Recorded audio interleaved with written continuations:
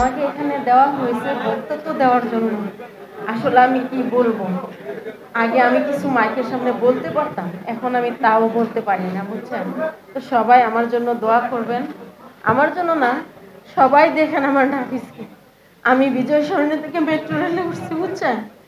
Metro রেলে উঠে যখন আমি ফার্মগেট মুখী হই, তখন আমার গন্তব্য রাস্তাটায় আমি হারায় ফেলে আমি যে কোথায় নামবো। তো সবাই দেখেন আমার নাফিসের ছবিটা। আমি যখন রাতে শুতে গেলে মনে হয় আমার নাফিস গুলি খাওয়ার পর কিভাবে যেন এই দুনিয়ার মায়া ত্যাগ করছে, কেমন যেন লাগছে। আমার নাফিস সেদিন আমাকে না বলে যেয়েছে, আমার যে নাফিসটা আমাকে না বলে কিচ্ছু করতো না, সব কিছু আমার সাথে শেয়ার করতো। এই কথাটা ও এসে আমার সাথে শেয়ার করতো যে আম্মু 4 তারিখে এক দফা এক দাবিতে গিয়েছিলাম, দেশ স্বাধীন করে আসছি, কিন্তু আমার আল্লাহ আমার কাছে আর আমার নাফিসকে আনলেন না।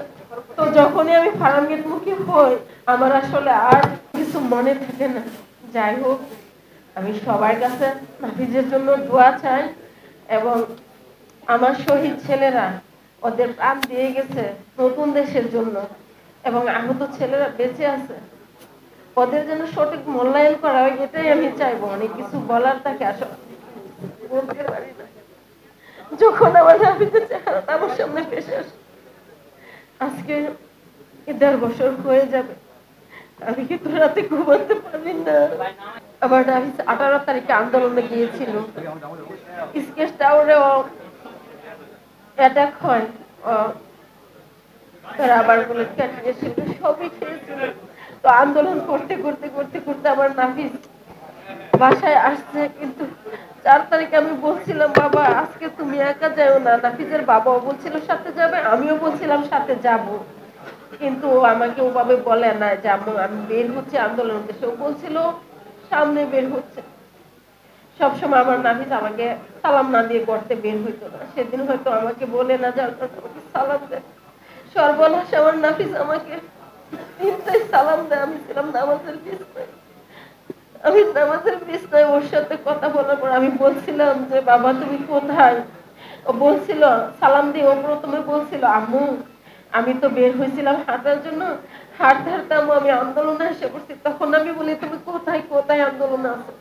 ও আসলে আন্দোলনের দিকে কি বলছিল আমি বুঝতে পারি না, কারণ আমার মনটা ও যাওয়ার আধা ঘন্টা পর থেকেও অস্থির ছিল।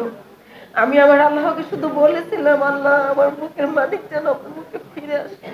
আমিও চাইতাম দেশটা পরিবর্তন আসুক, ছাত্ররা জিতুক। আমি কখনো ভাবছিলাম না যে এই দিনগুলো আমি আমার নাফিজের হারানো ব্যথা নিয়ে পেলাম। তো নাফিজ আমাকে বলে, আমি তখন বলি তুই তাড়াতাড়ি বাসায় আয়, আমার ভালো লাগতেছে না। তখন আমার নাফিজ আমাকে বলে হ্যাঁ আম্মু আমি আয়সা পড়তেছি, আম্মু আয়সা পড়তেছি, আম্মু আয়সা। আর আমার নাফিজের ফিরে আসা হলো। যাই হোক, আমার নাফিসকে নিয়ে বললে বলা শেষ হবে না। আমাকে এখানে টাকা হয়েছে, এখানে ধন্যবাদ সবাই রাজনীতিবিদরা আছে, সবাইকে ধন্যবাদ। এই সরকার হচ্ছিল আমাদের সরকার। আমি ভাবছিলাম আমার নাফিস যেভাবে আলোচনা এসছে, আমার নাফিজের রাস্তাটা হয়তো এই সরকারের আমলে হবে, আমি উদ্বোধন করব, কিন্তু আসলে হলো না।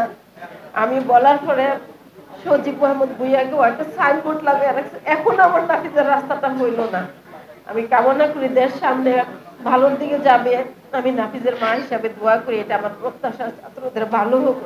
কিন্তু আমার নাফিজের কোনো কিছুতে ওদেরকে দিয়ে আমি একটা উদ্বোধন করতে পারি না, এটাও আমার কাছে খুব কষ্ট লাগে, খুব কষ্ট লাগে। এখনো আমার নাফিজের ফার্মগেট চত্বরটাতে ওর নামে একটা সাইনবোর্ড লাগায় রাখছে, জাস্ট ওর রাস্তাটা এখনো হয়নি। তো সবাই মূল্যায়ন করে, মূল্যায়নটা মনে মনে করলে আসলে দেখা যায় না। আমি মা হিসাবে তখনই আমার ভালো লাগতো যে আমার ছেলের রাস্তাটা, আমাদের এই সরকার যে আমাদের সন্তানের রক্তে দাঁড়ায় আছে, তারা রাস্তাটা করে তারা রাস্তাটা উদ্বোধন করছে, কিন্তু এটা হলো না। যাই হোক, হয়তো অনেক কিছু বলার ছিল আমার, এখন গুছায় বলার মতো মন মানসিকতা নাই।